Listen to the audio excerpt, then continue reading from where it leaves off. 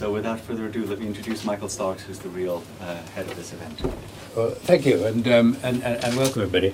Let me just stand up for the moment to say a few introductory words and to introduce my colleagues on my right. David Levy from the Reuters Institute on the far right. Richard Collins, Professor of Media Studies at the Open University, who's very kindly agreed to speak in place of the advertised William Dutton when he went off to Brussels and, as you heard, gave his apologies. And thank you very much indeed. We're honoured to have you, Professor Collins. Honoured to be here. And Damian Tambini on my immediate right from LSE and previously of the Programme in Comparative Media Law and Policy here in Oxford. There are, as Ralph has said, three host organisations for this event. There's the OII, the Reuters Institute, and the Programme in Comparative Media Law and Policy. And the other thing that prompted it, you will have seen the going home presents on your chair, is the launch of the International Journal of Digital Television. The first issue is dated 2010, and we've been slightly premature in giving it to you today, but we're giving away free copies of the first issue in order to spread the word, get you to spread the word, and create interest in it. And I'm pleased to be able to say that one of our board members, Damian, is here, and two of our authors, Andrew Sterling and Martin Bell, are also here. So welcome to you and to everybody else. We've structured the occasion around three questions, and if I change the slide, we should get them. We're going to talk about after digital switchover, and then what happens to television? Will we still have it as such? Will it still need regulating in a separate way from things that are carried over the internet? And then what are we gaining or losing socially and culturally? And this is territory which the journal will undoubtedly get into in the fullness of time. Clearly in launching an international journal about digital television, one of the things we're doing is comparing notes as to how digital switchover works in one country, what one country can learn from another, and so on, because probably between now and 2015, nearly all the advanced economies in the world certainly will be switching to digital television and switching off their analog signals, and a number of other economies, possibly a wider number than you would think, including, for example, South Africa and Kenya, are looking very seriously at digital switchover themselves. And sooner or later, people get carried along, I think, by technology change, because apart from anything else, the old technology becomes obsolete, and it's just easier to replace things with the latest. So it will be a big event over the whole globe, and we've set out to create dialogue between different countries through the journal. But on the other hand, one day digital switchover will be over, and we trust the journal won't at that stage. And so one of the things we also want to build into our agenda from the start is where's it all leading, and are we getting to the point where television will be indistinguishable from other forms of video and audio publications.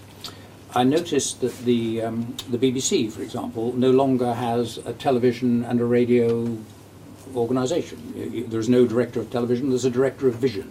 There's no director of radio, there's a director of audio and music.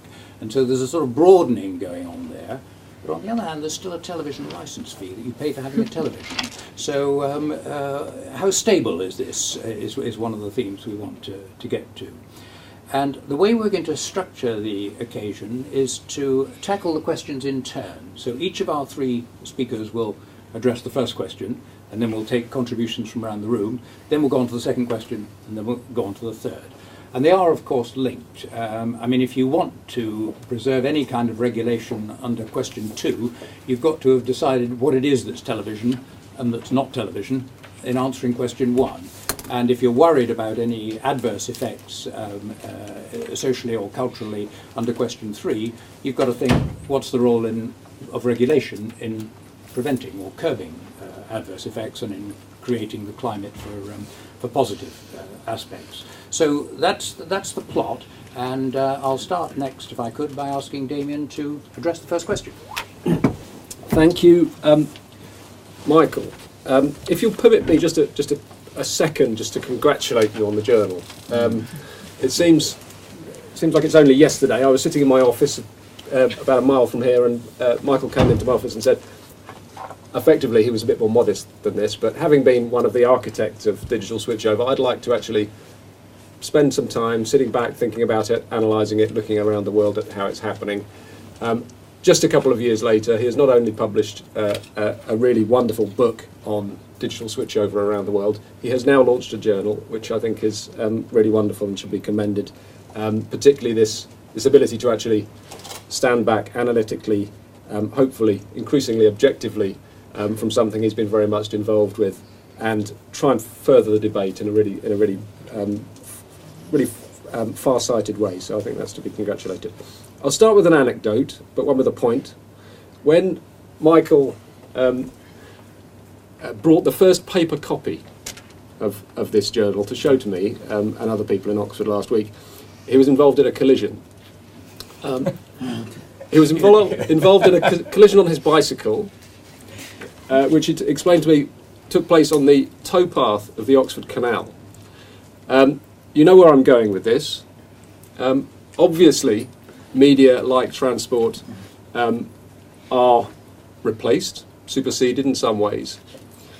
But like the canal and like the bicycle, they don't go away. They're still there. They are supplemented. Old media don't go away. They're merely supplemented. So I'm going to jump about a bit. This is the last 10 years of change in television households in the UK. There's a UK data, and you can see the number of television households according to these Ofcom data actually has increased in the last 10 years. But what we mean by television and what people are experiencing as television, I would argue, has changed very fundamentally, and in ways in which, in terms of the questions we're going to look at today, are only now beginning to be grasped. So television, the numbers of people using television, and also we could look at the data, the numbers of hours people are spending using television, is not declining.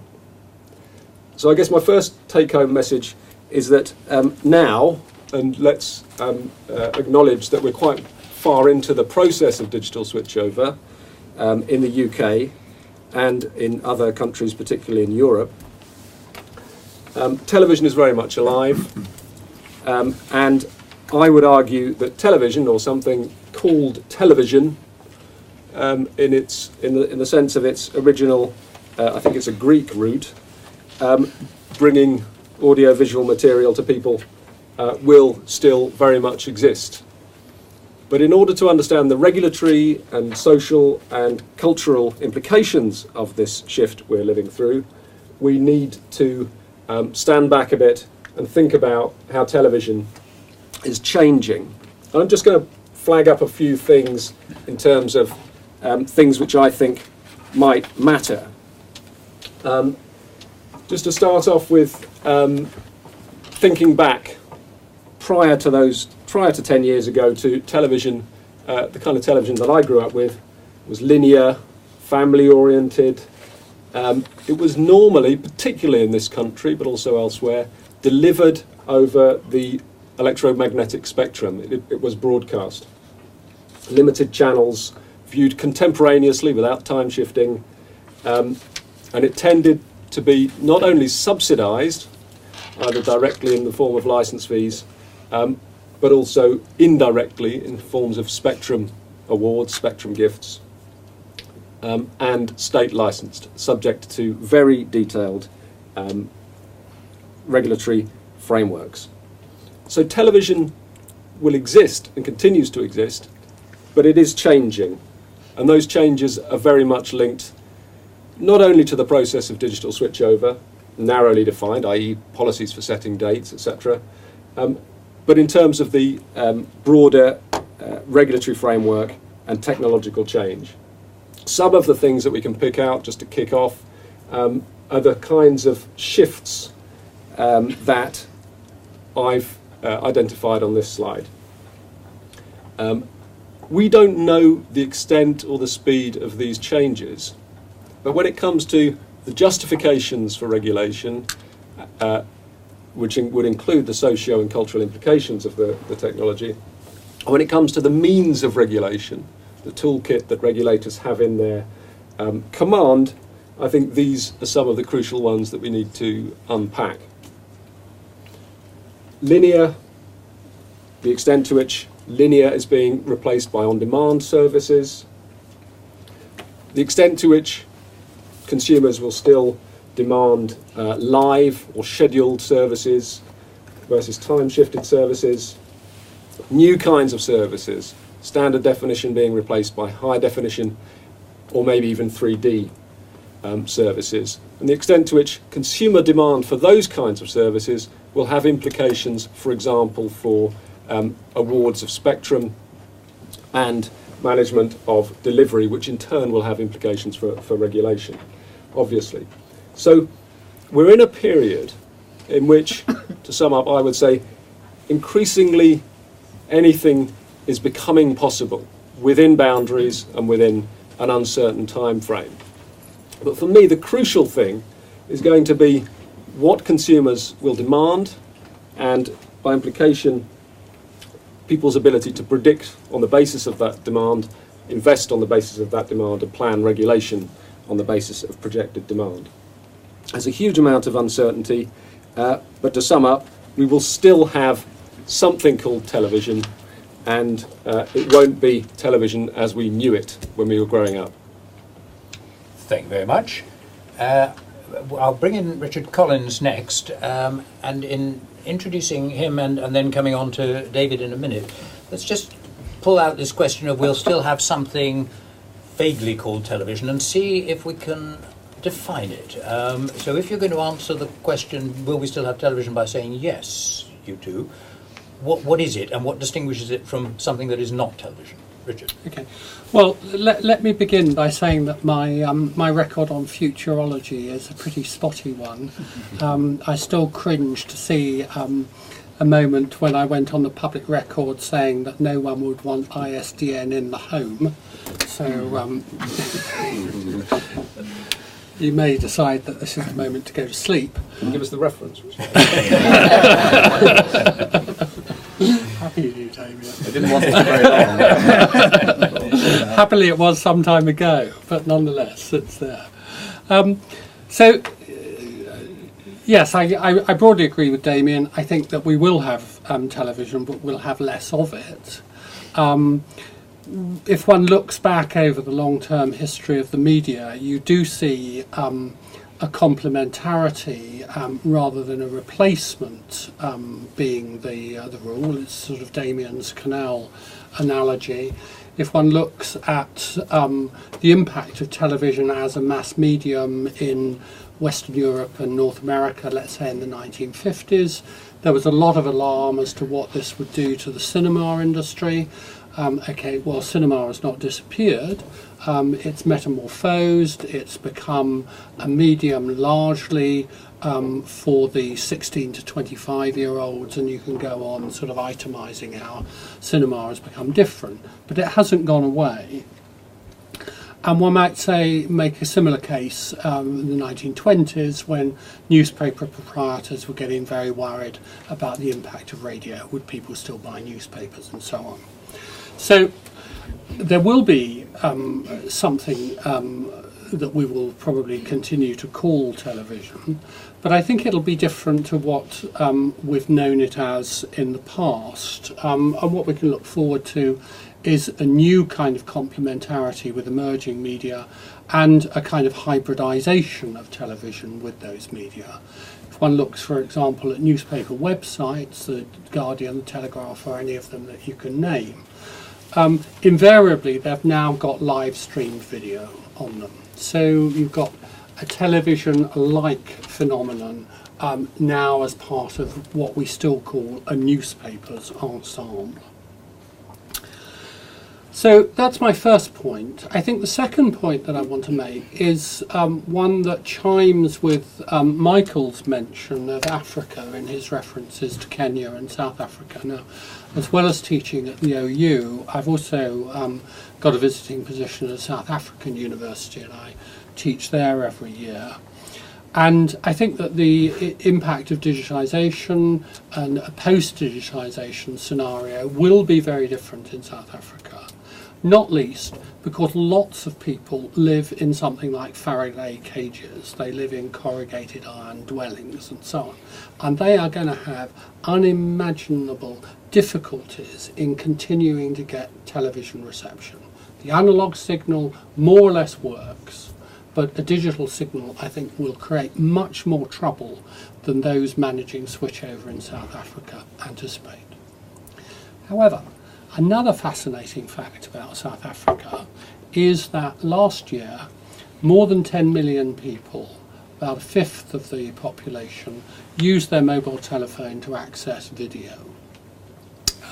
The terminal on which the television-like phenomenon is going to be received, experienced and used is likely to be different in different places. Mobile phone is certainly much more salient in Africa even than it is here, and may well become the preferred medium for internet access as well as for digital TV. So it depends what one's talking about. Again, Damian did the academic thing very ably, trying to sort of define what it is we're talking about, what it is that we mean by television. And I'm going to say some rather similar things. If we're talking about linear content, well, I think there'll be less of that. If we're going to talk about a one-to-many mass medium, there's going to be less of that. If we're going to talk about a free at the point of use medium, less of that. Take what you're given, follow the scheduler's offer, less of that. A clear distinction between producers and consumers, less of that with user-generated content. And what I think is actually my sense of where the biggest difference is going to lie is television is ceasing to be the premium advertising medium that has sustained its economics for the last half decade. In the first half of 2009, the advertising sector in the UK contracted by between 16 and 17%. Within the context of an overall contraction of some magnitude, internet advertising grew in absolute terms by nearly 5% and now accounts for more than 23% of the UK advertising sector. And most of that growth has come from television. Radio has hardly been touched. Newspapers have also suffered significantly, although eBay hitting the classified ads has also had an impact on newspaper economics. So I think that much of the impact and much of the difference to television post-digitisation or after the internet is going to be in the erosion of a business model that has by and large sustained television throughout its life, and one might say as sustained public media in the West, the advanced countries, places like this, however you want to call it, for the last century. And that, I think, is one of the reasons why there's so much focus and so much controversy around the status of the BBC, because it is not touched by that major erosion of the revenue sources that have sustained its principal competitors. So, unfortunately, unlike reality TV shows, there is agreement, I think, substantially emerging between Damian and me on this issue. And our only hope of some entertainment this evening is for David to violently disagree with us. So, your turn. I'll do my best, Richard.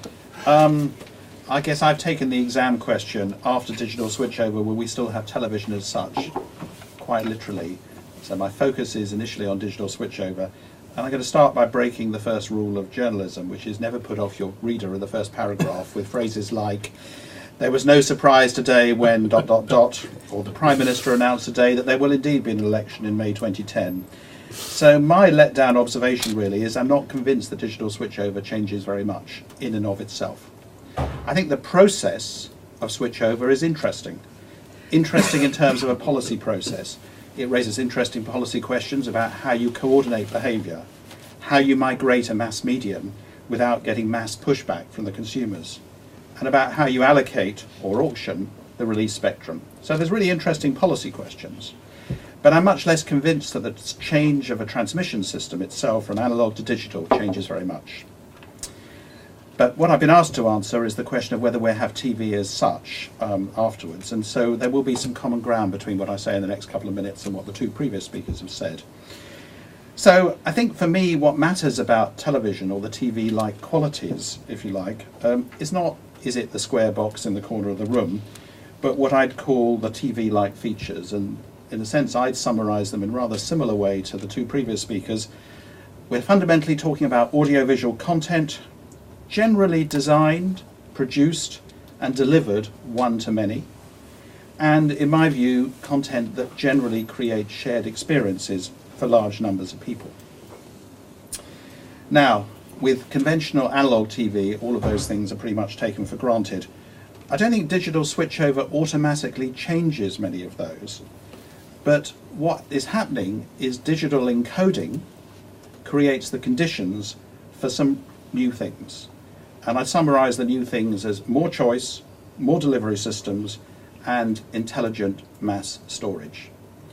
Firstly, more choice. Clearly, digital television allows more channels, and through using existing transmission systems to get greatly increased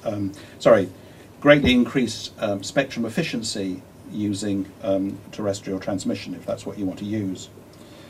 Common digital encoding also allows one to deliver television-like content, whatever you want to call it, across a whole range of new delivery systems and platforms, ranging from the iPlayer to the iPod. And then lastly, there's mass storage, or what I call intelligent mass storage. Digital encoding allows new forms of storage, sorting, and retrieval of the programs. And I'd stress this point about storage, because I think that a lot of the debate about digital switchover and digital television is obsessed with the transmission. How many channels do we get on satellite? How many channels do we get on DTT? For me, the arrival of mass storage with intelligent sorting, sifting, and so on in everybody's living room actually makes the number of channels that are delivered through the delivery system almost irrelevant. 50 channels with a storage system that allows you to sift and sort the programs for the last month and choose whatever you want over those 50 channels is pretty much as useful as 500 channels that you watch essentially in linear form. And I think it's a point that's really missed by most people who are obsessing about the transmission system and the change in a transmission system. If we care about the consumer, what matters for the consumer is how do they access their content, the ease of access. And there's a plug here for I was involved in a report that was done for Ofcom earlier this year about entertainment scenarios for 2028. A ridiculous idea, of course, but you know, Richard talked about his attempt at futurology. So I, together with some other people who are leading the project, had at Ofcom's invitation, had a go at saying how would spectrum be used for entertainment for entertainment services in 2028. And one of the sort of divides in that report is, do you think about, is it all about transmission, or is it about basically relatively limited transmission mechanisms or development there, but with a lot of storage, or is it all about more and more transmission, using more and more spectrum, especially on the move, and that's the way you get choice. But back to the main story, will television as such cease to exist? If we put all these things together with our rough and ready definition of television, what do we get? I said television's audiovisual content. It remains. I said it was generally designed, produced and delivered from one to many. I think it will go on generally being designed and produced from one to many. Of course, there's a change in the delivery system. With more choice, more delivery systems and more intelligent storage and retrieval, the one-to-many delivery model fragments. though in my view it doesn't disappear. And I said it was about shared experiences, and the numbers and intensity of those shared experiences might be thought to diminish, but I think it's not as obvious that it's going to happen as one might think. Even in these changes, the pressures on television, I think, are less than they might appear. Firstly, brands. Brands still matter. Sometimes those will be channel brands, sometimes programme brands. How else does one explain the fact that 85% of people in Britain today have digital television? So 85% of people have access to all the digital channels available on DTT at least. All of those homes have a remote control.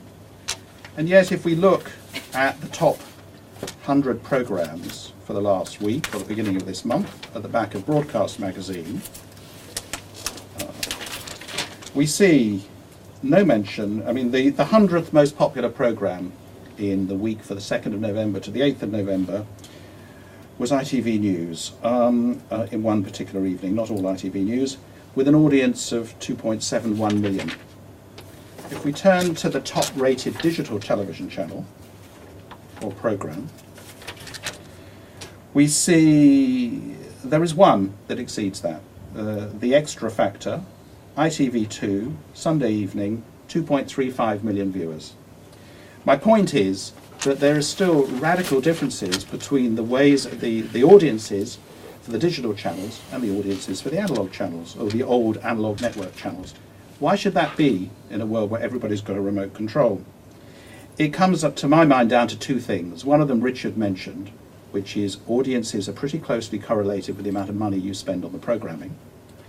Secondly, the brands that I mentioned, that people have invested in brands and people have got used to channel brands, they go back to them. That's why BBC One is more popular than BBC Two. It's why ITV One is more popular than ITV Three. But I think it's also because shared experiences still matter, analogue or digital.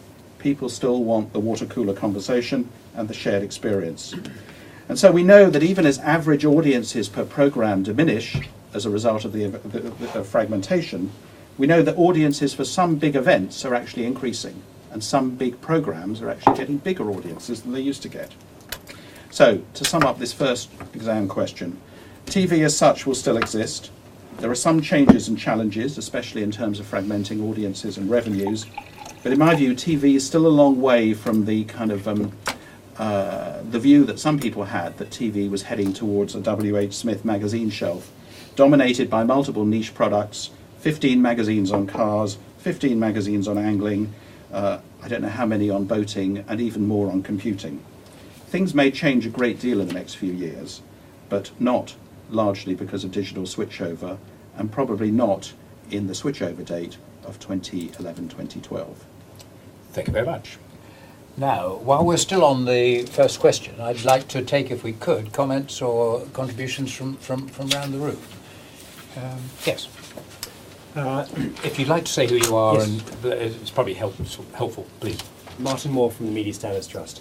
I was very interested and quite surprised that the three of you, except I think perhaps Professor Collins, played down quite a lot the UGC and the YouTube factor, and in some ways the sort of the peer-to-peer factor. I entirely see David's argument about the continuation of television in terms of television programs, etc. But isn't what we've seen in the last, particularly last decade, this remarkable, this astonishing growth of UGC, and that's, you know, in all its forms, but particularly in the audiovisual form. This is more anecdotal than research based. You know, looking at young people and the way in which they use media, their consumption, of course, their consumption of television is still high, but so is their consumption of UGC, particularly via YouTube, but also elsewhere. And I was surprised that none of you seem to emphasise the role of UGC and peer-to-peer in the future environment. Okay, thank you. Let me take some more. Neil? Just to respond on that, if you look at news, I do look around YouTube, but mainly it's the amount of material that's been broadcast and selected by the public and put on YouTube, as well as the broadcasters themselves. And that, if you look at the viewership of those, there are high numbers of people go to those clips that you get. I mean, Children in Need last week is a prime example. You look at already big hits on those. What I was going to say, we haven't just touched on programming, but what was really important is what you're actually going to program, and And I think the question to me is digital going to change it? I don't think the switchover itself per se will, but the way programs are being made is changing. HD is changing the way drama is made. It's now more filmic. It's wider. Television was a medium of close-ups. If you go back to black and white days with the little television, everything was done in close-up. Now it's done in setting the scene with more detail in it. You can do that. Same with sports coverage. It tends to be wider. And we haven't talked about the big event. That's going to be a big driver in the future, bigger than it is now, and it's always growing. You mentioned that it was bigger. But that's what traditional television will be about, if we, in inverted commas, I think, in the future. Because when I've talked to young people and my family and others, if it's an event, they want to see it there and then live. They don't want to see it recorded. They won't watch. They'll watch highlights, which is the success of the match of the day and that sort of thing. But they want to see it there and then. But the other things they just want to watch when they want to watch them. Yeah. And now I'm talking about it back in the 20s to young 30s here.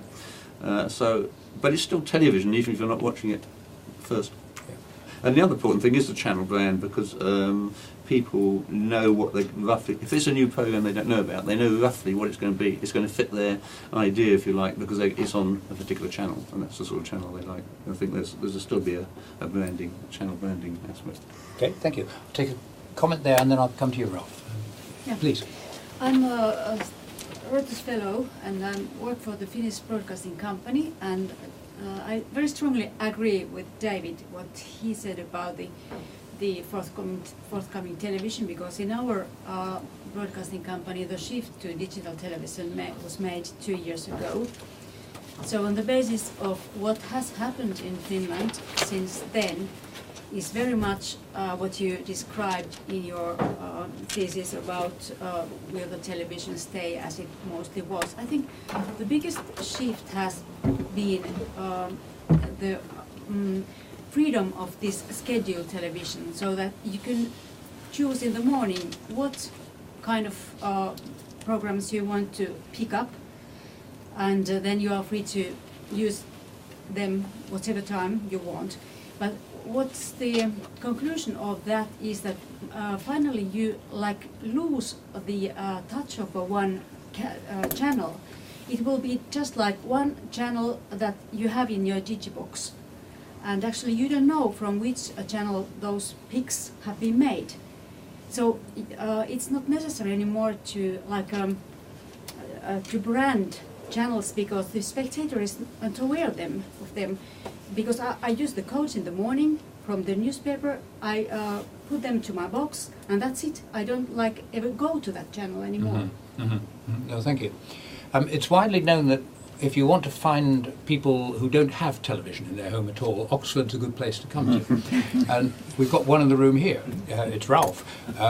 But he has broadband and he has a home cinema, and he might be the future rather than the past. I mean, my point was just going to echo the first questioner there. I mean, and I know a number of families, not just in Oxford. I mean, I know I've worked in Sweden previously, and a good friend of mine, he has a massive hard drive, but he just holds everything into his home. I mean, he wouldn't dream of a television. My question really echoes your earlier point. I mean, when I speak to students from all over the world, you ask them what are you watching on television, and they look at you blankly. I mean, they're pulling in whatever it is that they're interested in, and otherwise get their entertainment from DVDs. My question is, I guess, to put it in a nutshell, what do we know about these people, and isn't it quite possible that in 10 years those people will become much more prevalent, at least in places that have, presumably by then, homes will have quite fat pipes or some kind of broadband? I mean, why on earth would anybody bother with anything else? Sorry. Okay. Andrew. Andrew Sterling. And the interesting thing for me is the shift between what's personal entertainment and what's the shared entertainment, because before they were together you had no choice, as David was saying. But with the appearance of channels like mobile, broadband, it's possible, and iPlayer of course, it's possible for individuals to pick up what they want. So then the question is, what sort of shared experience will they value and will they look for? And you almost imagine something like a cinematic experience, but it's at home. Maybe it's in the home cinema. something that brings people together. It isn't very often, but when it happens, it's something that will be advertised as treasure as much as anyone else. Okay. We'll take a couple more and then we'll come back to the speakers for Greg and then Simon. Greg Bensberg from Ofcom. I'm surprised one thing hasn't been mentioned at all by anybody so far, and that's public service broadcasting, underpinning what we have in the UK television for the last 40 years. In one sense, it seems to me it sort of reflects back on what's been said about access to YouTube and internet and other things, because the one thing which that generates in the UK is content, original content. And a lot of the stuff on the broadband delivery and everything else uses that content, either from broadcasters or from Hollywood, or some user-generated, but to be honest, that's sort of novelty, I think, rather than sustainable. And it feels to me that the hard question actually is who's going to provide the content in the long term. Will it be a revitalised or repurposed public service sector, or will it be a straight commercial sector with the BBC having a diminishing role? Simon? Simon Shute, Forces Broadcasting. It's a bit late this really, but I was beginning to feel that somebody should have answered your early question of what do we mean by television? Yes. Because some of these people attempting to disagree with the panel are simply describing something that I could call television. We may have been talking about the evolution of something called television rather than it changing into something different. Yeah. But No, I think that's right. I think as we go into regulation, we might need to sort of get to grips with being precise about what it is that we're calling television and what it is that's not television. Because, as I understand it, if I watch streamed programs on my computer, I need to pay the license fee. But if I'm using the iPlayer to watch programs I've downloaded and I'm not seeing as broadcast live, as it were, I don't. So is television defined by the content, by who publishes it, regardless of how they get it to you, by the means of distribution, by the machine you watch it on, or by the notion of scheduled stream programs? And I think before we go on to the second question, I want to push the panel members a bit on this. Damian. Can I say that if I just launched a journal called International Journal of Digital Television, I go for broad Let's defer definition. to our editor. But my word of advice is go broad. I think it's implicit in what we've all said. The other panellists and anybody else can dissent, but it's implicit that we're going for a broad definition, which is audio-visual content consumed remotely. And we're saying that something that we can call television, taking its the fundamental meaning of the word, will continue to exist. But what we need to do is unpack these various different aspects of it. I agree, Martin, that P2P delivery and user-generated content is going to be a big part of the mix, and I include that within the kind of the group of things that we really, I think, ultimately depend on very soft, very difficult to understand things, which are basically to do with consumer demand. There are difficult things to measure because, for example, a lot of the things which are consumed on YouTube are broadcast content. It actually increases the reach and reduces the distribution costs of broadcast content.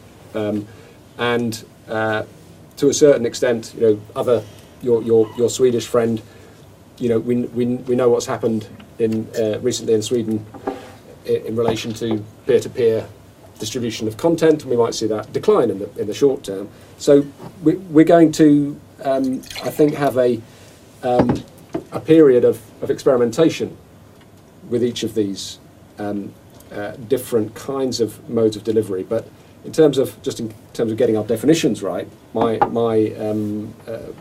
I think we're kind of agreed on a definition of television, which is very broad and includes all of the above. Okay, Richard.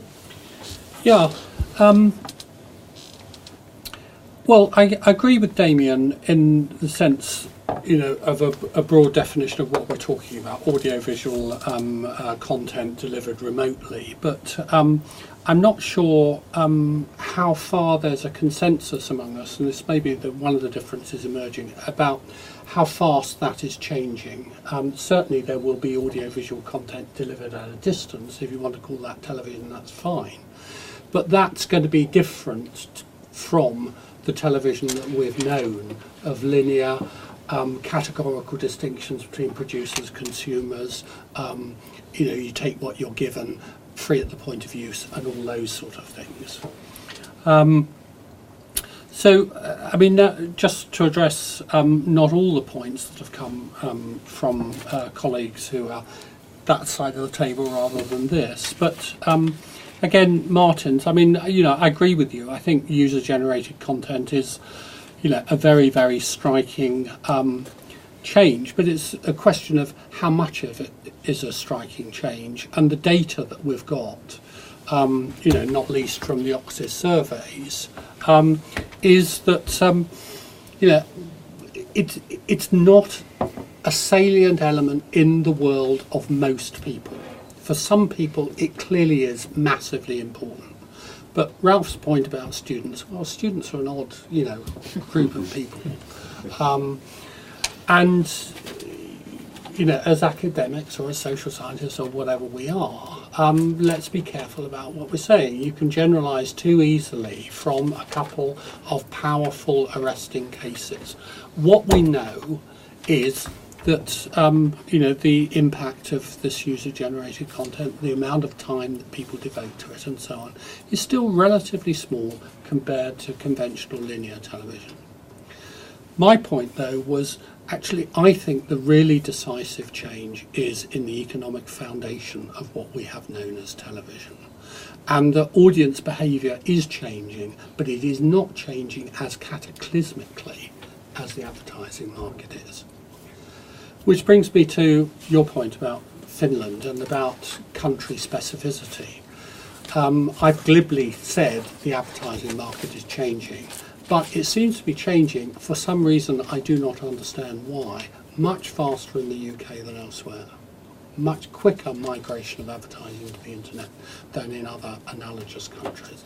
Don't know why, but let's be, again, a bit cautious about the point that I've been making.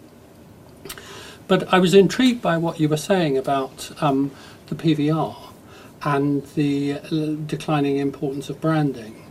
And that may be true, but I think that that's going to be a massive problem for public service broadcasters whose legitimacy depends on the perception of their importance and people's willingness to pay the tax, the licence fee, or whatever it is. And finally, and although this maybe brings us into the territory of our third question, we're talking about television as if we could separate it out from everything else, and it is phenomenally difficult to do that. Media academics have spent vast amounts of research money and vast amounts of time trying to identify the effects of television, and the jury is still out. David's made the point about water cooler conversations. I think people have water cooler conversations even if they have not watched the same TV programmes, because there is a massive consensus in the UK media and in the media of most countries on what news is. The same things are covered, whether you read the Daily Telegraph, watch the BBC, watch Sky News or whatever. There is a shared media world, not least because the media is a very incestuous, self-referential world. So even in this sort of opening out, pluralisation, disintegration of television, I don't think we're going to lack for water cooler conversations. Thank you. David, would you like to comment on what you've heard so far, but also kick off the next question with your thoughts on will it still need special regulation when you're ready? Okay, UGC, Martin. Yes, you're right. It's important. I think Richard's right. I mean, we're in a transitional period, and the interesting question, I suppose, is when does the new replace the old? When does it ever replace the old? What's the balance between the two things? And I suppose at the moment, I think UGC is interesting. I think it changes the way some producers think about what they're doing. I actually think in some ways at the moment it has more impact on journalism, which I'm involved in, and is potentially more dramatic there than it is in what I would generally think of as television. Because yes, people are going to YouTube, but Sometimes it's to look at existing broadcast type stuff being reused. Sometimes it's to look at their own stuff, admittedly. But I think it's increasingly important. But I don't think it. I think its impact in the world of television for the moment is less important than in some other parts of the media landscape. On HD, yeah, I mean, the kind of way that television is being produced is changing because of new technology, and it will have an impact on what kind of programs are made, or what kind of programs you really want to watch on your box in the corner or your screen on the wall. The point about Finland and free of schedule and branding, I mean, yes, it's a challenge to anybody that makes content. If you don't get any credit for the content, if you don't get advertising revenue from it, and nobody knows who made it, then you're doing something wrong. I guess YLE needs to kind of sort out its problem. I believe strongly in PSB, but I tend to believe in public service broadcasters where people know where the content came from and know where they were getting it and who made it. And if you haven't done that, then there's a major problem. I didn't talk about PSB in the last lot, but I was going to talk about it now. So shall I go straight on? Yes, please do. Okay. I think, what was our exam question here? Will it need special regulation? Yes. When we talk about television, we're really talking about three different kinds of regulation around television. We're talking about access regulation, which is about control of spectrum and so on, which has generally been justified in terms of scarcity. We're talking about what I'd call negative content regulation, taste and decency, child protection, separating adverts and editorial. And that's generally been justified because TV's been seen to be ubiquitous, high impact, and because of the nature of the production and consumption of the product. Essentially, but not exclusively, the one-to-many point in production, consumption, and delivery. So, access regulation, negative content regulation, and then lastly, we've got sort of positive intervention in the form of public service broadcasting. That's been justified for the same reasons, the influence and ubiquity of television. It's worth reminding people that whilst everything is changing, some things look quite similar. So if we look at Ofcom's figures on what's the main source of UK news, television, 67%, radio, 8%, newspapers, 13%, online, 4%. What's your main source of news about the world? Television, 68%, radio, 6%, newspapers, 11%, online, 6%. So, things are changing, but, sorry? Not that fast, really. I mean, so, so television is still the main source of entertainment. It's still the main source of news and information, even though lots of other things are happening fast. So I think the arguments for special regulation, if they revolve around those three features, scarcity, ubiquity, and people's dependence on television traditionally, and hence its influence, that's the reason we've regulated television in ways we haven't regulated newspapers. Now, there is a view that all this regulation really, really depended on scarcity, and with the disappearance of scarcity, everything changes. I think that's wrong for a couple of reasons. The first lesson of digital terrestrial television, where Michael's very expert, is that actually, in spite of there being more efficiency, scarcity is not ended. There was a time, I think I even wrote something some years ago, saying with digital television we have the end of scarcity. It's not the case in spectrum scarcity. In spectrum, it's still much in demand. So scarcity is diminished but not removed. And I think scarcity is far less the reason for regulation of television traditionally than the other things I talked about: ubiquity, impact, influence. So once again, digital television doesn't change that much, but there are other things that I think are happening that call into question the rationale for TV's special regulation. Fragmentation, more channels, more choice. It means that television's influence is diminishing. Increased user control over the time and the place when you watch your programs means the shared experience is diminishing. And convergence, clearly, between all the different delivery systems means that regulation founded on one delivery system doesn't really work anymore, and it's beginning to make far less sense.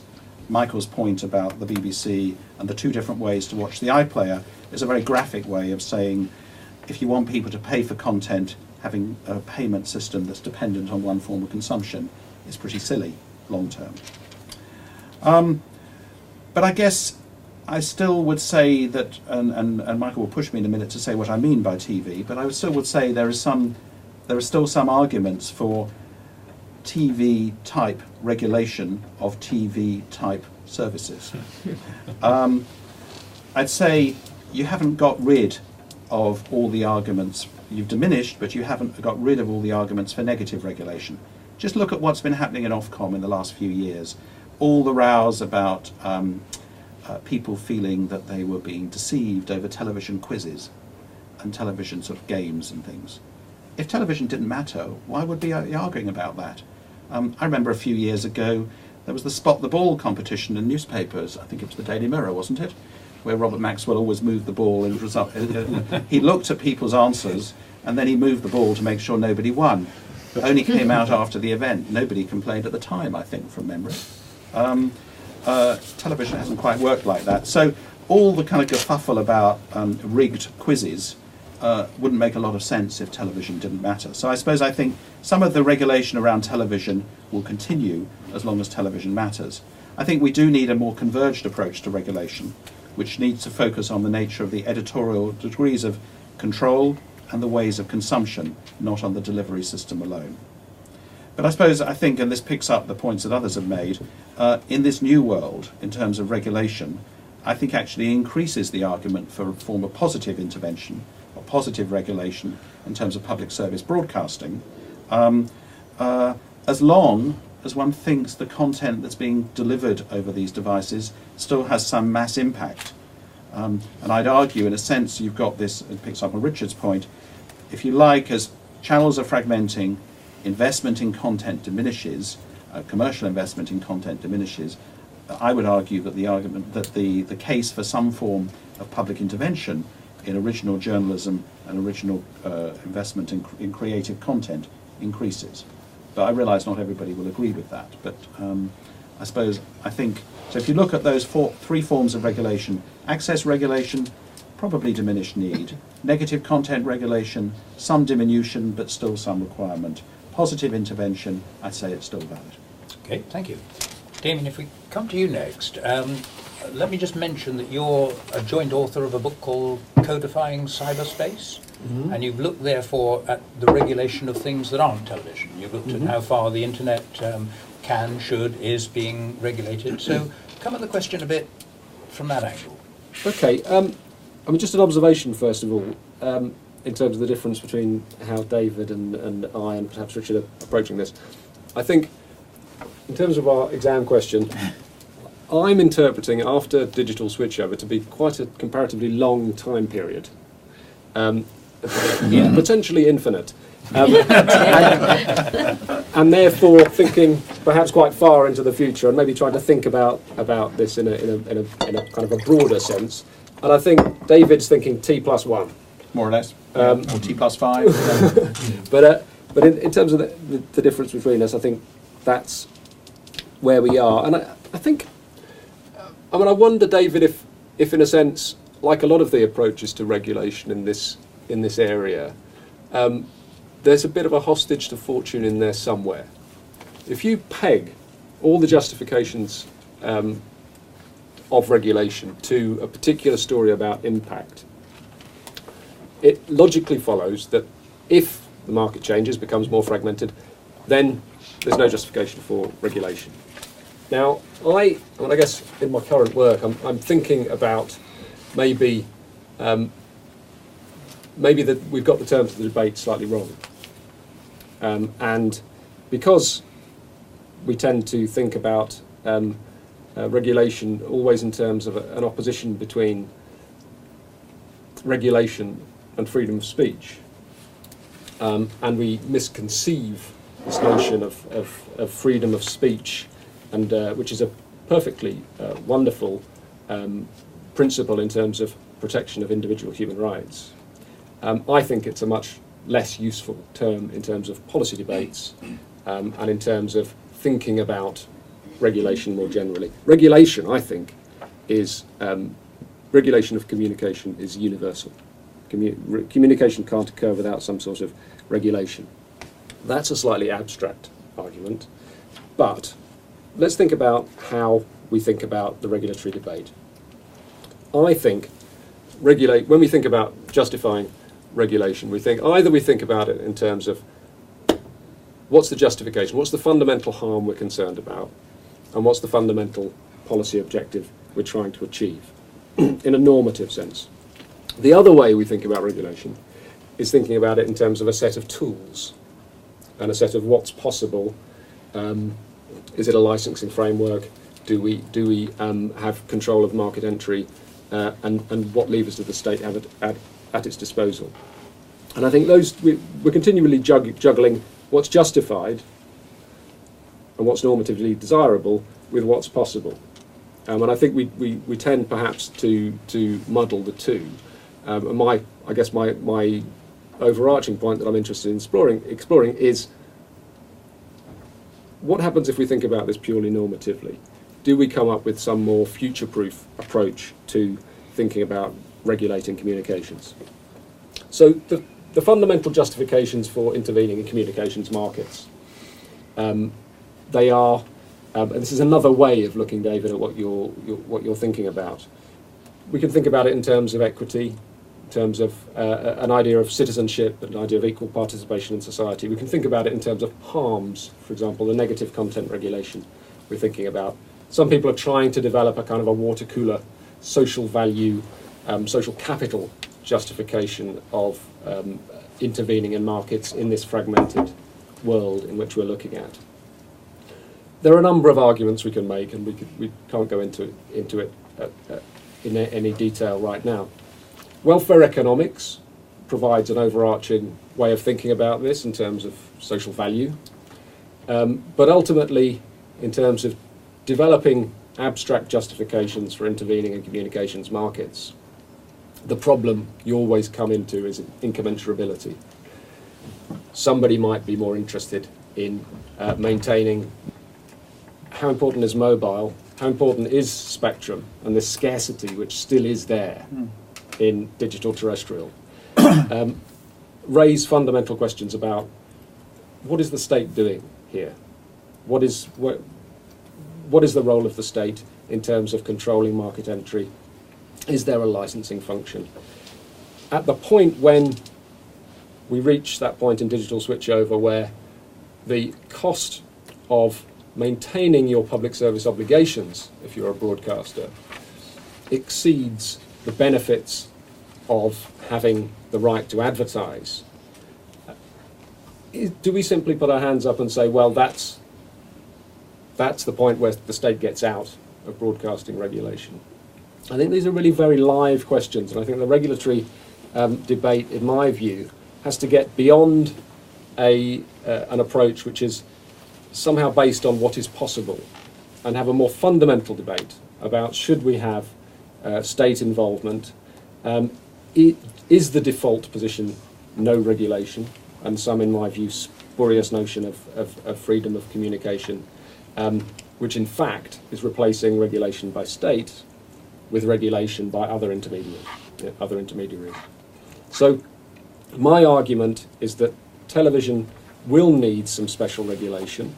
Television in the ways we've defined it very broadly. This may be more likely to be more positive regulation in terms of subsidies, in terms of providing social goods. There are challenges there. You can bring a horse to water, but you can't make it drink. But I think simply defaulting to no regulation or regulation by private bodies is not the way forward. Thank you. There's a lot to think about there. Thank you. Richard. Yeah, I share a lot of what David and Damian have said, but I want to nuance, I think, my contribution a bit. First of all, to observe that I want to return to the distinction that David drew between negative and positive regulation, which I think is an important one. But secondly, to say that I would put the scarcity point that he made rather differently, and that I think that scarcity provided regulators with a locus for regulation. They were able to control entry to broadcasting. And I think that that entry control has, I exaggerate, disappeared. And so it's because the effectiveness and the instruments through which regulation could be effected has been changed that we do have to sort of start to rethink this. So to come back to the scarcity thing, you're dead right, of course, that if we're talking about terrestrial television, HDTV is going to bring back scarcity. One of the reasons why many broadcasters are so keen on it. But we know that there's loads of substitutes for terrestrial television. Wired distribution by cable, or what we're calling the internet, satellite TV and so on. So entry control is much more difficult. Which brings us then to the kind of ensemble of issues that Damian identified under the question of norms. And it does seem to me that the change in the ability to regulate broadcasting in a special way based on entry control means that we do have to kind of reflect more explicitly on the norms and to sort of situate those norms within a context of the media in general rather than just broadcasting or television, because it's more and more difficult to define them. And Michael gave us a very good example of one of the absurdities of the regulatory inheritance, where something that is streamed comes with a different regulatory bundle of rights and obligations to something that's accessed the same content through video on demand. So we've got a problem of dealing with the legacy institutions and the legacy assumptions and the legacy anomalies. So regulation's not going to go away. But it does seem to me that the only way in which we can sort of look forward to a consistent, durable, equitable and enforceable regulatory regime is to stop thinking specifically about television and broadcasting. And so that takes us more, I think, into the territory of general law, competition, protection against harm and so on. But again, it takes us back into something that we know, where many of the regulatory objectives are simply irreconcilable. Freedom of expression is not logically compatible with protection from harm and offence. Freedom of expression is an empty right unless it is the right to say something that someone is likely to find offensive. But also we see, certain classes of people who we might think it proper to protect from offence. So I think that the norms are relatively easy to identify. Affordable, ubiquitous access to whatever the ensemble of content is that we think people require for full social and political participation. Access to positive content, whether we call it informing or educating. Some degree of pluralism and diversity in the suppliers of that information, so that these forces in society are not readily captured by particular interest groups. And here I come back to David's distinction between negative and positive content regulation. I think the negative content regulation is where the difference is and the problems are. And that comes, to the erosion of entry control. It's much more difficult to keep, porn, violence, mendacious statements, swindles and so on out of our media world. And I think that the only, way to deal with that is in terms of the general law, whether you have, some focused, dedicated institution that is charged with implementing that is another question. But the mechanisms of positive regulation, handing out dosh to promote the things that you want to have for social objective, are still there.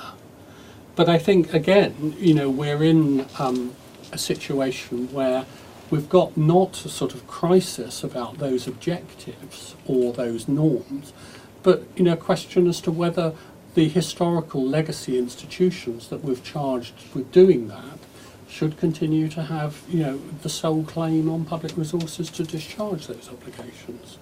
So, come back to the exam question, will it still need special regulation? I would say no, if we put the emphasis on special.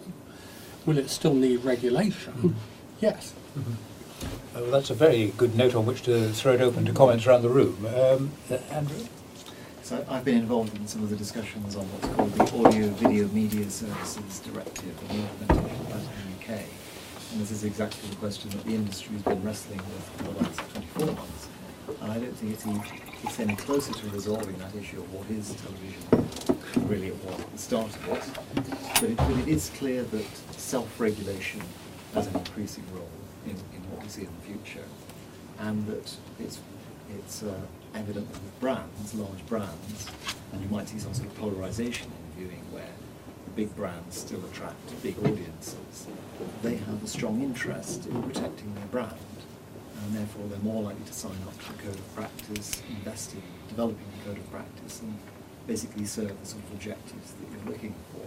The issue is then how do you compensate, or how do you still encourage innovation, so there's got new players coming in who don't necessarily have a brand, aren't necessarily trusted, but they're not going to abuse that in some way and clear off to some distant place where your regulation can't reach them. And that is one of the issues too. That if we're talking about the UK, UK-based content providers, yes, it's easy to regulate, but they can easily relocate elsewhere. Yeah. An IP network goes a long way. Okay, thank you. Is there an Ofcom comment on this, Greg? Or, you must be regulating in different ways or in the same way, both broadcasting and non-broadcasting? Well, we are, but I think, funnily enough, the AVMS directive and things flowing from that, and not least the growth of internet access, I think is making it a much more difficult area to precisely say that television regulation is this and everything else is that. So I think in one sense I'm much more of a flavour that actually I think, and maybe taking Damian's long-term rather than a short-term view, a long-term perspective may well be a slightly more sort of consistent handling of content, irrespective of where it comes from. And I think the AVMS is starting that route down. But I think one thing which I'll just maybe throw into the mix a little bit is what we're being is very rational here in talking about what is happening, what should happen, how to protect. Laws are made by politicians. I'm not saying they're not rational, but nonetheless, television attracts a significantly higher degree of attention from politicians, which probably is why we've got what we've got in place now. And that's not going to go away either. As long as television has that watercool impact, has that high profile, I think that sort of changes, in one sense, in terms of the debate, and therefore probably means that special regulation in that context may hang around for much longer than rationally one might argue it should be. Any other comments around the room on regulation? Yes. Just in reference to the positive subsidies and the positive interventions, isn't one of the big problems here reaching some sort of consensus on what people need in the 21st century? Whereas in a constrained environment it might have been, it was still difficult, but it was sort of possible. And how do you even get to that point where you reach a political as well as a social consensus on what you should subsidise, and how you should intervene to provide particularly television services? Anybody else? Martin. Can I make a general comment behind that? Because I think this is the first instance I can recall when a technology has been forcibly removed from use. Other ones, if we think back historically, our behaviour has been constricted with sumptuary laws or things we can't do here and there. But it's not that the whole technology has been taken away. And wooden used tools carried on for ages when we were using metal, and metal has taken over a lot, but not when you go into people's kitchens. You see a number of wooden tools around as well. But in this particular one, analog goes, and we are told it's going, and it is actually forcibly removed. And I wonder if there's any sense anywhere that there's a debt owed by removing it, that somehow by taking it away, public authority owes something to the society. And I don't know if that's cropped up in anyone's reflections on the changing of this technology. I mean, I think there are parallels if you think about kind of coal to North Sea gas, I suppose. But regulatory change. Yeah. But I mean, in the sense of a debt, I think it pops up in various ways. I mean, one is the targeted help scheme to help people that are having difficulty with switching over, financial or technical or other, are given help to do so. And the 5 analogue channels must be carried on the digital platforms, and there are triggers to ensure that that signals are not switched off before they're available. So I think that it's not quite as simple as I mean, you can strictly say analog TV is being taken away, but the channels are still there and the services are still there. Arguably, they're better.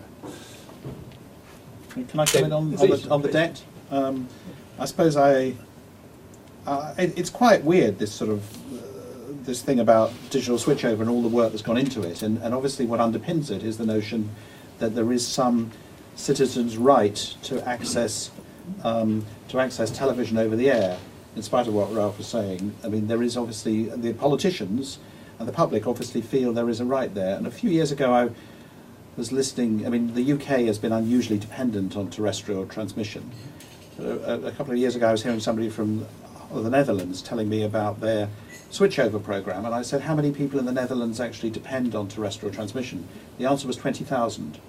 And they were going through exactly the same process that's been happening here for 20,000 people, because they felt that there was something about terrestrial transmission which was sufficiently important that it was worth having a nationwide switchover program.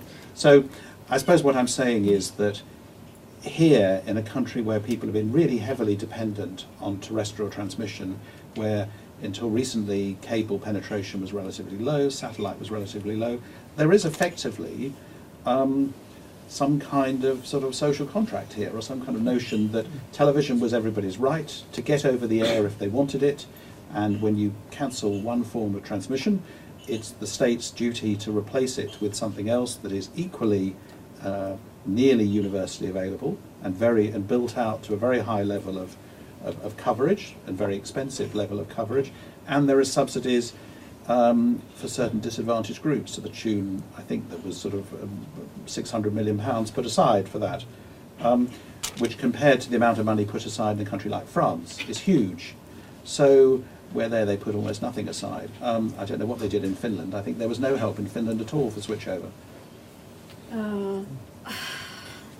There was like, for example, in Helsinki where I live, because we have this cable system, so it was continued the switchover like 6 months before, because there wasn't enough those devices for cable households. So we were having like 6 months extra analog. So that but no money for adapters. Money, no. So yeah.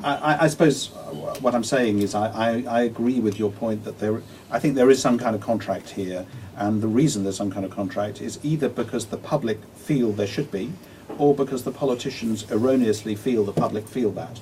I suppose I would argue for the moment, actually the politicians are right, that they were right to say that if you switch off the system without creating a planned transfer to something else and effective coverage and some form of subsidy, woe betide the government that attempts that. Now, that's the case in 2008 to 2012. Would it be the case in 2020? I don't know. With half an eye on the clock, I'd like to move us on to the third question, and perhaps start with Richard this time, and perhaps to say, let's try and look further afield rather than sticking too much with the mechanics of switchover at this stage. I mean, if we get a lot more channels, a lot more choice, a lot more self-scheduling, a lot more people able to express themselves via the media, is this good? Is there a downside? Are there risks? What's going on with the long-term trend? And it's probably more to do with convergence than switchover. Yeah. Okay, well, let me begin by reiterating something I said earlier. To answer this question, are we gaining or losing, we need to know what the effects of television have been. and this is one of the great sort of snarks that no one has ever really hunted down. But you know, insofar as we know what it has done, here's 4 of my hypotheses. One, it's provided pervasively and affordably access to information. 2, it's been an integrative force. I would qualify that by saying that that's true of the mass media in general. Max Weber, long before television, talked about reading the daily newspaper as a form of social communion that brought everybody together, and I think broadcasting does that too. 3, it's been an agent of globalization as well as of integration, or you might see globalization as integrating. It's very substantial international meat and drink for water cooler conversations where everybody is watching HBO, BBC, and so on. And 4th, an argument made by, I think, a very able and interesting American sociologist, Joshua Meyerowitz. One of the things that television has done is eroded the boundaries between adulthood and childhood, and between the public and the private. Now, if I'm right that those are 4 of the things that television has done, it's hard, except possibly with the affordable access to information, to say that they're unequivocally good or bad. And I think that post-digitalisation, broadly defined, we've also got some interesting questions as to whether we're actually going to have more or less of those. Well, possibly we might have less of the affordable or free at the point of use information, but in the recent past and at the present, I think actually the impact of digital media and the internet has been to increase what is available free at the point of use, and the incumbents, not least the broadcasters, don't like that at all.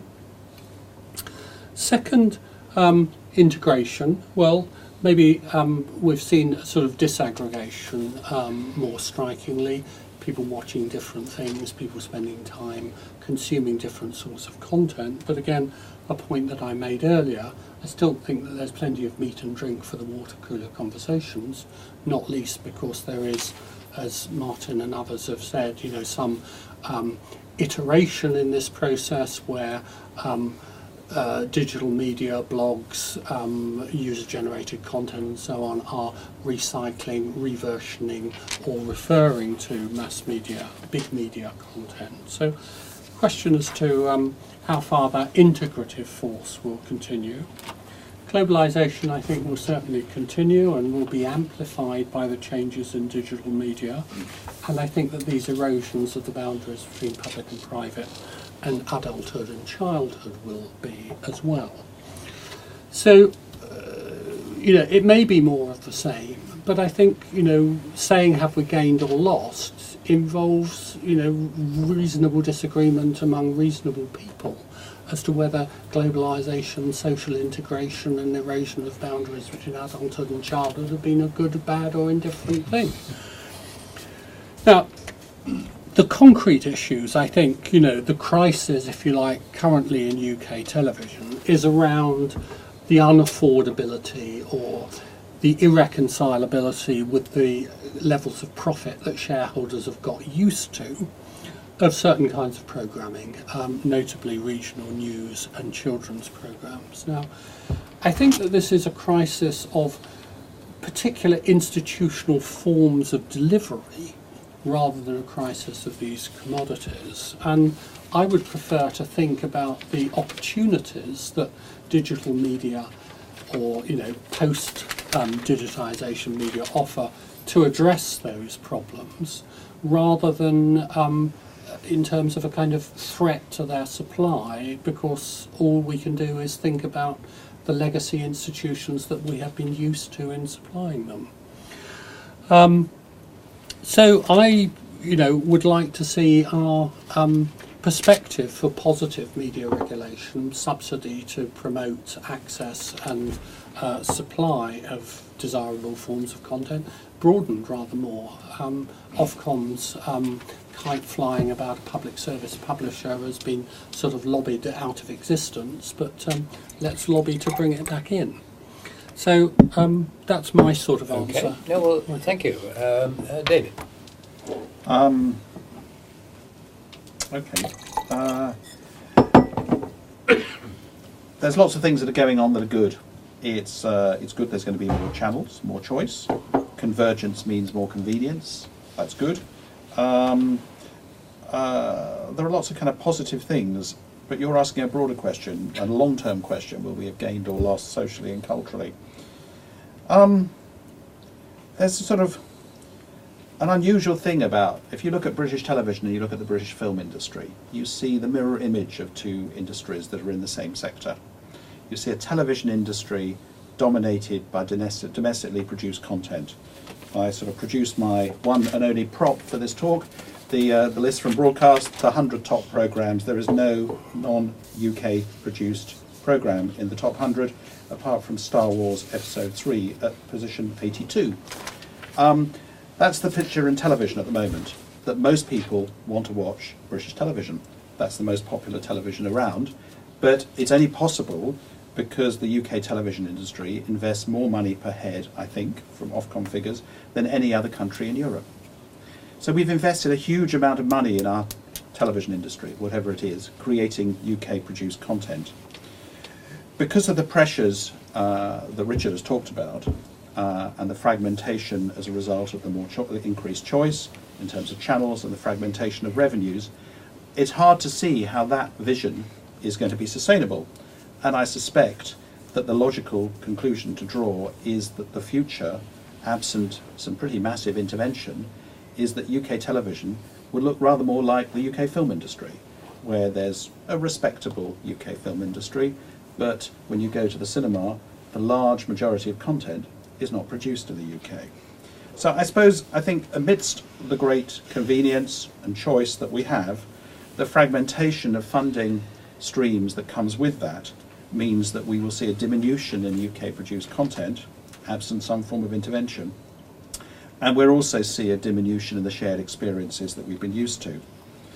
I think that's a bit of a shame, but I don't think there's much one could do about it, apart from the way we talk about some of the forms of intervention. And then finally, there's the sort of paradox of choice, that choice is a very good thing, but choice in markets that are liable to high degrees of concentration and with strong brand identities tends to mean that you don't actually use the 3 million results you find when you do your search on Google. You tend to use the ones on the first page. And I think what we're going to see in audiovisual content is something rather similar. We're going to see, but similar, but probably not necessarily with such a kind of neutral kind of search mechanism. And we'll probably see this paradox of increased choice and increased distribution systems going in turn with some degree of concentration of ownership and provision, where the only ways in which we would have the same amount or similar amounts of originally produced content that we're used to are either probably an unacceptably high degree of regulation or some pretty high degrees of public intervention. And I suppose my worry, just picking up on Damian's point earlier about the rationale for public intervention, is it ubiquity or is it a normative view about what you want in terms of PSB or content intervention? I suppose I think here there's essentially a contrast between a European approach to public intervention in broadcasting and an American approach, where the American approach essentially is we support things that we think are good and the market wouldn't provide, and we don't mind if only 3% of the population watch them, PBS. And a European approach, we support things that we think are generally good but somewhat mixed, that between 20 and 40% of the population will watch. And we justify the intervention because of the impact of the intervention on the population as a whole.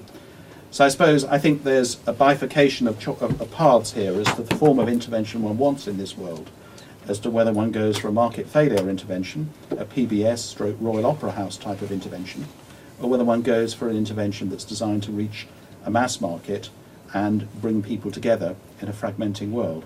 So the answer is, I'm not sure I think we will have both gained and lost.